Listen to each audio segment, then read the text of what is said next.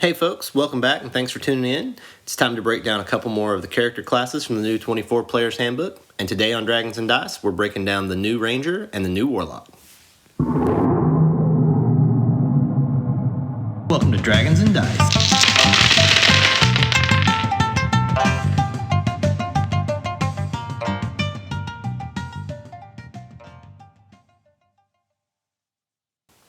Okay, we're going to kick it off with the Ranger.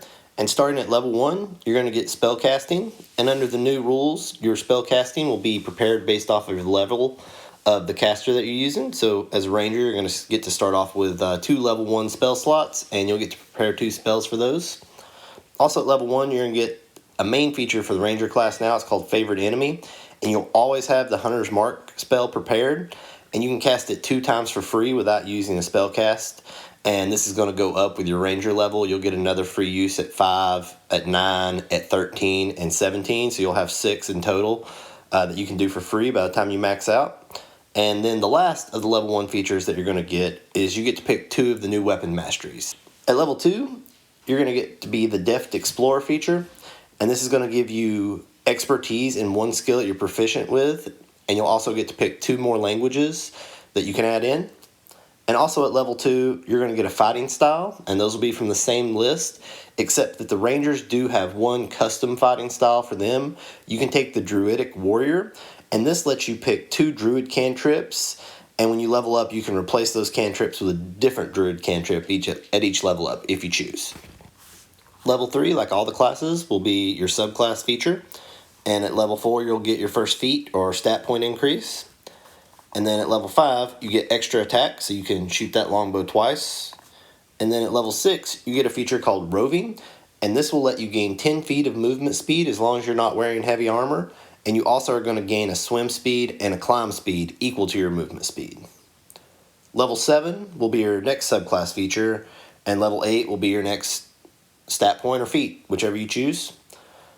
At level 9, you're going to get another round of expertise, and you'll get to pick expertise in 2 more skills that you have proficiency in. And then level 10, you get a feature called Tireless. And you get temp HP as a magic action, and you can give yourself temporary hit points equal to 1d8 plus your wisdom mod. And you can do this a number of times equal to your wisdom mod per day, and you get these back on a long rest. Level 11, another subclass feature, and level 12 is another feat or stat point increase. And at level 13, you get a feature called Relentless Hunter. And now taking damage can't break the concentration on your Hunter's Mark. At level 14, you get a feature called Nature's Veil. And as a bonus action, you can make yourself invisible, and you can do this a number of times equal to your Wisdom mod, and you get this back on a long rest. At level 15, you get another subclass feature, and at 16, you guessed it, another stat point increase. And at 17, you get Precise Hunter. And this is going to give you advantage on all attacks against creatures that have been marked by your Hunter's Mark. At level 18, you get Feral Senses, and now you get 30 feet of blind sight, which is pretty nice. 19 is the Epic Boon for all classes. And at level 20, the capstone you get for Rangers is called Foe Slayer, and this is going to change your Hunter Mark from a D6 to a D10. So a little bit extra damage on each time you attack a creature that's Hunter's Mark. So that's all the features for the base Ranger class. Let's hop in and check out the 4 subclasses that they gave us. And for those, we're going to get the Beastmaster, the Fey Wanderer, the good old Gloomstalker, and the Classic Hunter.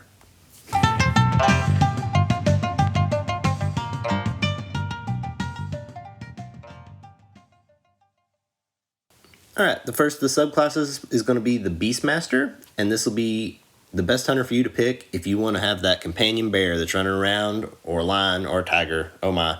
Whichever you pick, it's up to you, but these guys work with a pet the whole time, and that's a big chunk of what their class is going to be about. At level 3, you get Primal Companion, and you get to summon a primal beast, and you can pick if it's a land, sea, or sky type, and they get a little bit different stat blocks depending on which you choose. And in combat, it goes after you, and you give it commands with your bonus action. Otherwise, it'll just take the dodge action. And if it dies, you can use a magic action to touch the beast and burn a spell slot, and it will come back to full health 1 minute later. So no battle res, but you can have it back after the fight. You can also forego one of your attacks on your turn to let the summoned beast use your beast strike ability.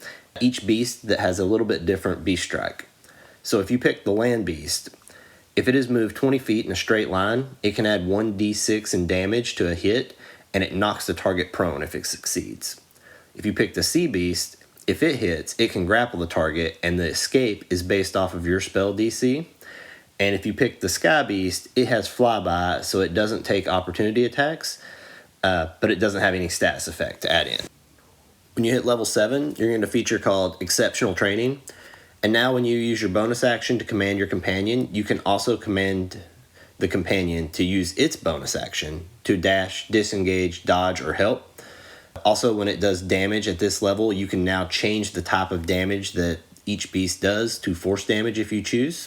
So a nice little bit of utility. You can have it run up, do a smack, and then use its bonus action to give you help, and then you would get to attack with advantage. So, or if you're worried about it getting smacked, it can disengage and run back away. So it gives you a little bit of liberty on how you get your pets in the fights and back out of them. Your next feature comes at level 11, and this one's called Bestial Fury. And when you have your beastie attack, it can do the beast strike attack 2 times, and it hits a creature that's under Hunter's Mark for the first time on a turn. It does extra force damage equal to the Hunter's Mark damage. And then at level 15, you get the ability Share Spells. And when you cast a spell that targets yourself, it will also affect the beast if it's within 30 feet of you. So that's really nice. You put a buff on yourself. Your beast gets the same buff that you do if you're standing close to each other. I'm always a big fan of the Ranger class. I just love the flavor that they have. And this one really maxes out on that because the ability to always have your customizable little fur baby flying around with you or walking beside you, or if it's a bear, you could be riding on it. And who doesn't love the idea of just hopping on the back of that furry tractor, riding it through town as you go to get a brew from the pub. It's just such great flavor having the pet with you all the time, and it makes for fun interactions in and out of combat. And like I said, Ranger classes are always a blast to play, and this one, you get to play 2 characters basically because you always have a pet with you.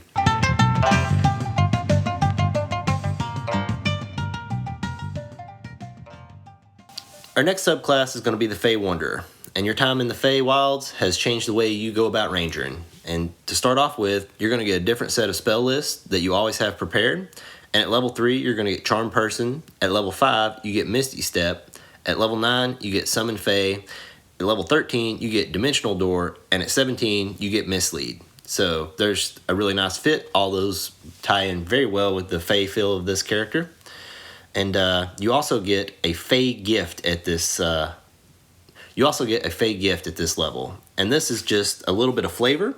But you can pick between illusionary butterflies that flutter around you during short and long rest, flowers that bloom in your hair each dawn. You faintly smell of warm spices and herbs. Your shadow dances if no one's looking directly at it. You have horns or antlers, or your skin or hair change color each day at dawn. And I mean, what great flavor for this. I just absolutely love the idea that you could change your hair and hair color each day at dawn. That seems like so much fun, and I would sneak that in and ask for advantage on stealth checks and infiltration moves that I was doing where people didn't recognize me because now I have different color hair and different color skin. Also at level 3, you're going to get a feature called Otherworldly Glamour, and when you make charisma checks, you gain a bonus equal to your wisdom mod, and you get extra proficiency in deception, performance, or persuasion skill of your choice. At level 7, we're going to get a feature called Beguiling Twist, and your time in the Fey makes you less susceptible to charm and fear, and you have advantage on those checks now. And this comes with its own built-in Uno reversal. When you or a creature you can see within 120 feet of you succeeds on a save to avoid the or end the charm or fear spell, you can now use your reaction to force a different creature in that 120 feet range to make a wisdom save versus your spell DC. And on a fail, it is charmed or frightened, your choice. And it gets to save at the end of each of its turn. So in theory, if you cast Charm Person on someone and the enemy makes the save, you could use your reaction then to activate this and make one of the other enemies make the save to do it. So it kind of lets you double down if you cast Charm or Frighten. Plus, you have advantage on your save, so there's a good chance that any time that they cast these on you, you're going to pass. And then you'll get to use this reaction again. And this ability does not have a limit on how many times you can use it a day. I think this just sounds like an absolute blast of an ability to play with because who doesn't love charming and frightening people? It's such good control, especially at level 7. At level 11, we're going to get Fey reinforcements. And now you can cast the Summon Fey, and it doesn't take material components, and you can cast it one time for free, and you get that free cast back on a long rest. You can also modify the casting of this spell, and this is what makes it really fun for a ranger, so that it doesn't require concentration. But if you do so, it changes the duration of the spell to 1 minute. But this is nice because now you could summon your Fey, have them out for the fight, and you would still be able to use your Hunter's Mark because you can only concentrate on one spell at a time. I really like this ability. Being able to have the Fey out there with you, fighting beside you, really just ties in with the flavor that this subclass is going for. So the capstone for this subclass is going to be called Misty Wanderer. And now you can Misty Step without using spell slots up to your Wisdom mod per day, and you get this back at a long rest. You can also bring a willing creature that's within 5 feet of you, so that's nice because you can teleport a buddy out. Really does a nice job. I like this whole subclass. The flavor they added in with the Fey Wild and the Summon Fey and the Charm and Frightening. This subclass just seems like it would be great to play in a game, be fun for a long campaign, especially if you're heading into the Fey Wild or dealing with lots of stuff with Fear and Charm, which comes up pretty regular, especially at higher levels. I really think this is a well done subclass, and it really seems on point with the flavor they added.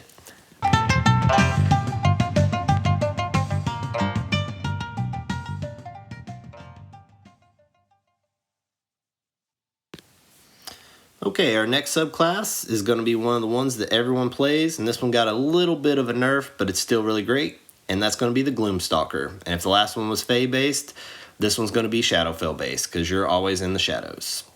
And at level 3, you're going to get your own set of spell lists for a Gloomstalker, and they don't count against your spell list that you can prepare, just like last time. And at level 3, you get Disguise Self. At level 5, you get Rope Trick. At 9, you get Fear. 13 is Greater Invisibility. And 17 is Seeming. So a nice set of spells there for sneaking and staying hidden. And then at level 3, you also get a couple features. The first one's going to be called Dread Ambusher, and this is the one that's been changed just a little bit. Ambusher's Leap, you now get an extra 10 feet of speed on the first turn of combat. And then you also get Dreadful Strikes, and when you attack and hit with a weapon, you can deal an extra 2d6 psychic damage, and you can only do this once per turn. And you can only do it a total number of times equal to your Wisdom mod, and you get these back on a long rest. And you also get a bonus to Initiative. You can add your Wisdom mod to your Initiative rolls here, so a good chance that you'll be moving first. Like I said, this ability has been changed. It used to be that if you took the attack action on that first turn, you could make one extra weapon attack as part of that action, and if that attack hit, you can add an extra 1d8 of damage to that type. This was kind of broken because people would go first, get that extra attack, do the action surge, take the attack action again before they'd get to add another attack in and another d8 of damage. So you could have Gloomstalkers at level 5 that were putting out, massive amounts of Nova damage in the first round. So I understand where the nerf is, but they won't hit quite as hard in that first round, but they do get that 2d6, and that's like a baby smite. That's not nothing. So still a good little ability for them to have starting off. The other level 3 feature you get is called Umbral Sight. And if you have dark vision, you get an extra 60 feet of dark vision. And if you don't have dark vision, you now have 60 foot of dark vision, so that's nice. Also, while entirely in darkness, you have the invisible condition, and creatures with dark vision that should be able to see you there still can't. So I guess the dark around you is just darker. And at level 7, you get a feature called Iron Mind, and you can resist mind-altering powers. You gain proficiency in wisdom saving throws, and if you already have it, you can pick proficiency in intelligence or charisma saving throws instead. And at level 11, you get Stalker's Flurry, and your Dreadful Strike goes up to 2d8, and you can now cause one of these effects each time that you use it. Sudden Strike, you have a second creature that's within 5 feet of the original. You make a new attack roll for this, but you have to use the same weapon for the attack. And the other one that you can do is Mass Fear. And the target and each creature within 10 feet of it must make wisdom saving throws versus your spell DCs, or they take the frightened condition. And the capstone for these guys is called Shadowy Dodge. When a creature makes an attack roll against you, you can use your action and make them make that attack with disadvantage. And whether the roll hits or misses, you can then teleport 30 feet to an open space you can see.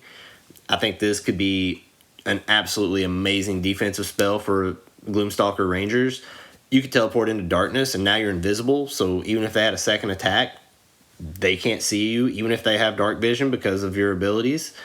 And then, the next round, you're attacking from an unknown location. You should probably have advantage, and you get to just shoot them from the darkness. It's absolutely awesome.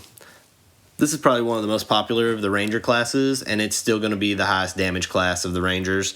The extra ability that you get for adding on a couple 2d6 or 2d8, depending on your level, with the extra first shots and all the things that Rangers can do, it's going to hit really hard, and they're going to have really fun, capabilities of sneaking around, because even the ability not to be seen with dark vision just makes you so sneaky. It sounds great.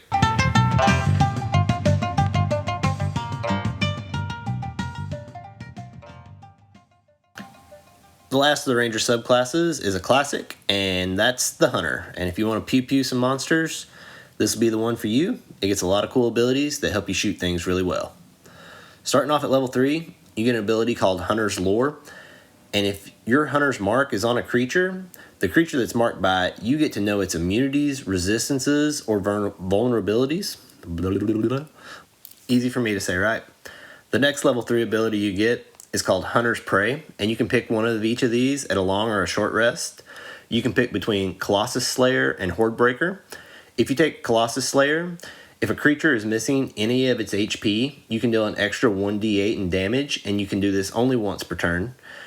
And Horde Breaker, once on each turn, when you make an attack with a weapon, you can make another attack with the same weapon against a different creature that you haven't attacked yet on this turn. It has to be within 5 feet of the original, and it has to be in range of your attack. So if you're using melee, you would have to be able to reach it. If you're shooting a bow, not that big a deal because you have such long range as a ranger. Your level 7 feature, you get defensive tactics, and you can pick one of these when you finish a short or a long rest. You can pick Escape the Horde, and opportunity attacks against you are made with disadvantage. And you can also pick multi-attack defense. And when a creature hits you with an attack, the other attacks that creature makes on this turn have disadvantage against you. This is really nice. If you're in a big group of people, Escape the Horde would be great. And if you know you're going to be fighting a boss that's going to have 2 to 3 attacks on a multi-attack defense would be really nice against bosses. At level 11, you get a feature called Superior Hunter's Prey. And once per turn, when you deal Hunter's Mark damage, you can deal Hunter's Mark damage to a different creature that's within 30 feet of the first. This is kind of, you're getting to do an extra d6 damage to someone else with a level 11 subclass feature. Seems a little bit weak to me, but it's what we got. And at level 15, the capstone for this subclass, you get Superior Hunter's Defense. And when you take damage, you can use your reaction to give yourself resistance to the damage and any other damage of the same type that you received until the end of this turn. And that's it for this subclass. This is a very basic ranger class. It has good defensive capabilities, but there's not going to be a whole lot going on with it. It doesn't get its own spell list. You don't get an extra pet to play around with. It's basically just a little bit extra defense and then a base ranger class. But it's the 4th one that they put in, and I'm sure we'll get more as new stuff comes out. Now it's time to do a little bit of a rant on the way I feel about how Rangers have been treated. And I'm probably not the first person to say this, and I'm sure not the last, but I feel like Wizards totally whiffed. Hunter's Mark is so prominent in everything that you do now, and there's so many Ranger spells that require concentration. They could have done something at a decently high level, like at level 13 when you get Relentless Hunter and damage can't knock you out of concentration on it. They could have made that like Focus Hunters or something like that and made it where your Hunter's Mark just no longer required concentration, so you could concentrate on something else. And for how prevalent they made Hunter's Mark, they could make it free action for Rangers to put on, like Smites used to be, or something where it didn't take your bonus action. If you're playing a Beastmaster, you're having to give up one of your beast attacks every time that you put Hunter's Mark up, and then if that creature dies, you have to use your bonus action to transfer that. I feel like they should probably have taken that away. It really gobbles up some action economy. And now for the other problem that I have with the Rangers and the Hunter's Mark, you have to be using Hunter's Mark for the capstone to be any value to you at all if you go all the way up to level 20. I mean, we have characters that are getting +8 skill points, and Rangers are getting an extra 2.5 damage per attack. That's so low and so little. I mean, they could have had Hunter's Mark scale with level like Barbarian Rage does, or like your martial arts die do if you're playing a monk. I mean, anything would have been better than that. You could have just gave a straight +4 to dexterity, and that would have done the same 2 extra damage that the bump to Hunter's Mark would be, and it wouldn't have to be forcing the hunter or ranger, into using Hunter's Mark the entire time. It's just a little bit of garbo on a capstone and on a way a feature works. That being said, Rangers are still good. I think they probably got a boost overall, but there was so much more capabilities and possibilities they have there. I really love Ranger classes, and I think coming up I may do a rework of like Ranger capstones, or a new way to homebrew in some for Hunter's Mark to work, and a different capstone, and just a few little tweaks that I think could make this on par with the other classes and the boost that they've gotten.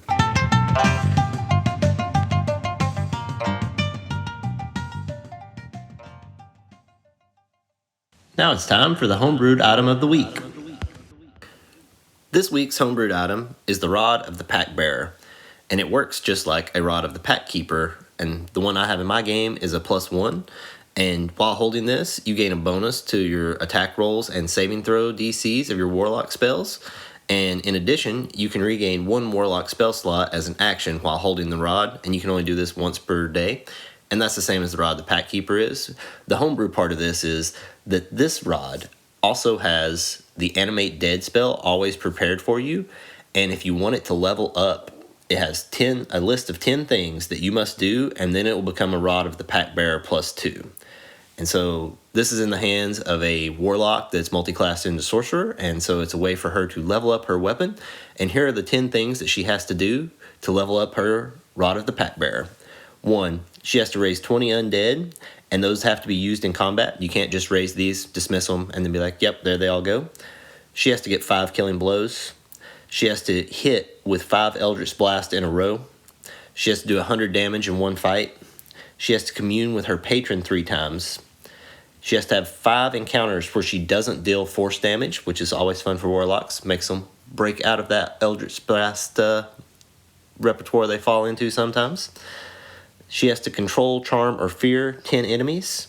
She has to keep the same summoned undead for 7 days without it dying.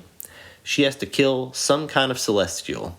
And after she's done these 9 things, the 10th thing that will bring her rod up to the +2 level, she has to draw from the deck of many things that we have in our game. This is a fun way if you want to give people kind of little side missions that they can be keeping up with as they go in through combat. I like things like this because it forces characters to not just do the same thing all the time, and they get to use all their different abilities and kind of really explore the different things that their class and character can do. I think it's always fun the more that people use all the abilities that they have, as opposed to just like, this one always hits the hardest, so I'm always going to do that. This kind of makes you break out of that mold, and it adds a little bit of interesting things into combat, because now you've like, oh, I need to get that charm, I need to raise that undead. It makes it where you're not just focused on killing the people, but gives you a little bit more of a mission orientation toward the fights. I think they're great. Add one to your game. I bet your players will love it.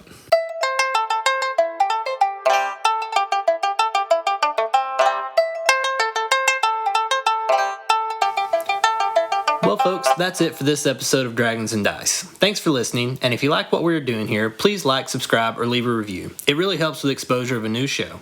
So until next time, may your D20s roll high, and may your DMs be kind.